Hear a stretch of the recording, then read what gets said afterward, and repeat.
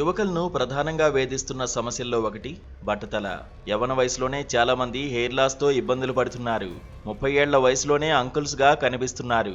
ఎన్నో రకాల మందులు, ఇంట్లో రెమెడీలు చేస్తున్నా ఫలితాలు మాత్రం శూన్యమే. ఈ క్రమంలోనే సోషల్ మీడియాలో కొన్ని ప్రకటనలు కనిపిస్తుంటాయి. బట్టతల ఉన్న వారికి ట్రీట్మెంట్ చేస్తామని, కొద్ది రోజుల్లోనే నిండుగా హెయిర్ వస్తుందని చెబుతుంటారు. తాజాగా ఇలాంటి ప్రకటనను నమ్మారు వందల మంది యువకులు. హైదరాబాద్లో ఓ వ్యక్తి వద్దకు వెళ్లి గుండ్లు కొట్టించుకుని మరీ ఆయిల్ పూసుకున్నారు. చివరకు అదంతా ఫేక్ అని తేలింది. వారికి గుండ్లే మిగిలాయి. దాంతో బాధిత యువకులు లబోదిబోమంటున్నారు. ప్రస్తుతం ఈ వార్త నెట్టింట తెగ వైరల్ అవుతోంది.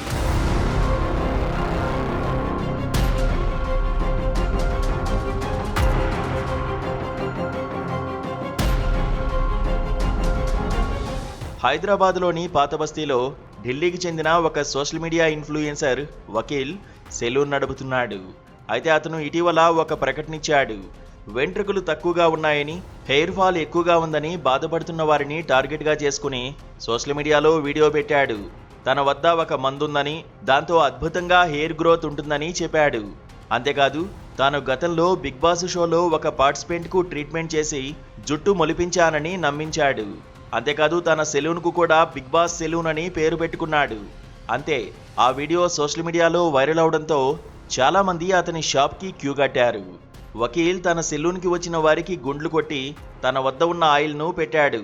ఒకరు కాదు, ఇద్దరు కాదు, వందల మంది ఇలా సోషల్ మీడియాలో వీడియోలు చూసి ఇతని వద్ద గుండ్లు కొట్టించుకుని హెయిర్ ఆయిల్ను పెట్టుకున్నారు. ఆ తర్వాత రెండోసారి కూడా ఆయిల్ను గుండుకు పెట్టుకోవడం కోసం షాప్కి వెళ్లారు. అక్కడే అసలు విషయం బయటపడింది.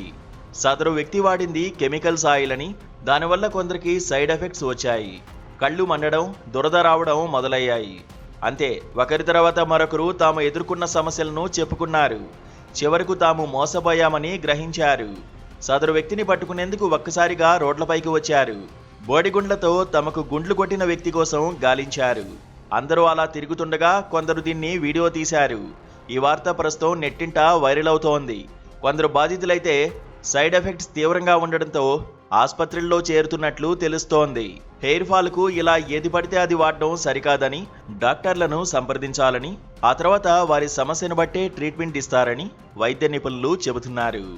ఇకనైనా ఇలాంటి ఫేక్ ఆయిల్స్ను మానుకుని జాగ్రత్తగా ఉండాలని సూచిస్తున్నారు.